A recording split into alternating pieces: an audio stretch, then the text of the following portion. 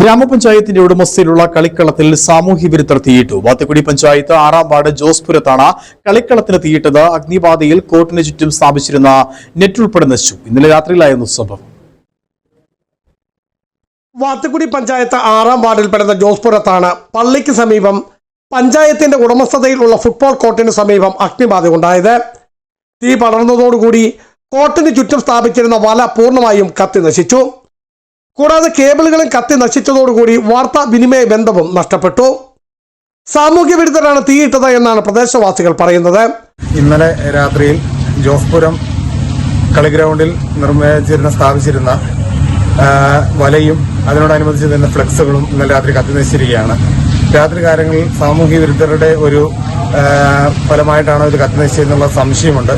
നിരവധി പ്രശ്നങ്ങളാണ് ഈ മേഖലകളിൽ രാത്രി കാലങ്ങളിൽ ഉണ്ടാകുന്നത്. അതിനാൽ പോലീസുകാരുടെ രാത്രികാലത്തുള്ള സർവീസും ബാക്കി കാര്യങ്ങളും ഈ വല കത്തിയതുമായി ബന്ധപ്പെട്ട് അന്വേഷിക്കണമെന്നാണ് വാർഡ് മെമ്പർ നിലയിൽ എനിക്ക് അറിയിക്കാനുള്ളത്. എന്നാൽ സമീപത്ത് ഗ്രാമപഞ്ചായത്ത് മെമ്പറുടെ ഫ്ലെക്സ് ബോർഡ് സ്ഥാപിച്ചിരുന്നു. ഈ ഫ്ലെക്സ് ബോർഡിന് സാമൂഹ്യ വിരുദ്ധർ തീയിട്ടത് മേഖലയിൽ പടർന്നതാണ് എന്ന ആരോപണവും ഉയരുന്നുണ്ട്. ബിജു വൈശൻ പറമ്പിൽ, ഇടുക്കി വിഷൻ ന്യൂസ്, ഇടുക്കി.